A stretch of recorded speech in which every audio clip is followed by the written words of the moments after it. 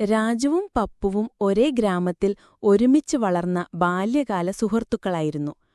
മുതിർന്നപ്പോഴും അവർക്കിടയിൽ അടുത്ത സൗഹൃദമുണ്ടായിരുന്നു. ജോലിക്കും മറ്റാവശ്യങ്ങൾക്കുമായി അവർ ഒരുമിച്ചാണ് യാത്ര ചെയ്തിരുന്നത്. ഒരു ദിവസം അടുത്തുള്ള പട്ടണത്തിലെത്താൻ അവർക്ക് ഇടതൂർന്ന ഒരു വനം മുറിച്ചു കടക്കേണ്ടി വന്നു. ഉയരമുള്ള മരങ്ങളും ഇലകളുടെ മർമ്മരവും നിറഞ്ഞ ആ വഴി വളരെ ശാന്തമായിരുന്നു. അവർ സംസാരിച്ചും ചിരിച്ചും കാടിന്റെ ഉള്ളിലേക്ക് നടന്നു. പെട്ടെന്ന് ഒരു കുറ്റിക്കാടിനു പിന്നിൽ നിന്ന് ഒരു വലിയ കാട്ടുകരടി പ്രത്യക്ഷപ്പെട്ടു.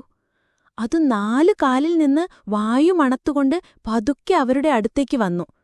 ഭയന്നു പോയ പപ്പു രണ്ടാമതൊന്നും ആലോചിച്ചില്ല.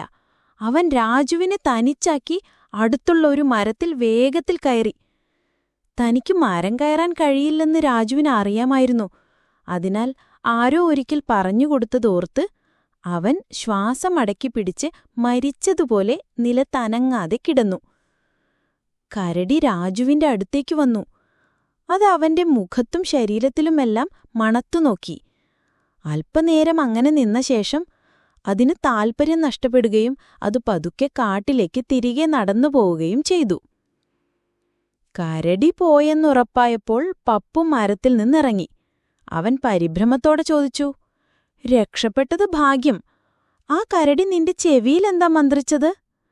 രാജു അവനെ ശാന്തമായി നോക്കിയിട്ട് പറഞ്ഞു, "അവൻ എന്നോട് ഏറ്റവും ആവശ്യമുള്ളപ്പോൾ ഉപേക്ഷിച്ചു പോകുന്ന ഒരു സുഹൃത്തിനെ ഒരിക്കലും വിശ്വസിക്കരുതെന്ന് പറഞ്ഞുവെന്ന്."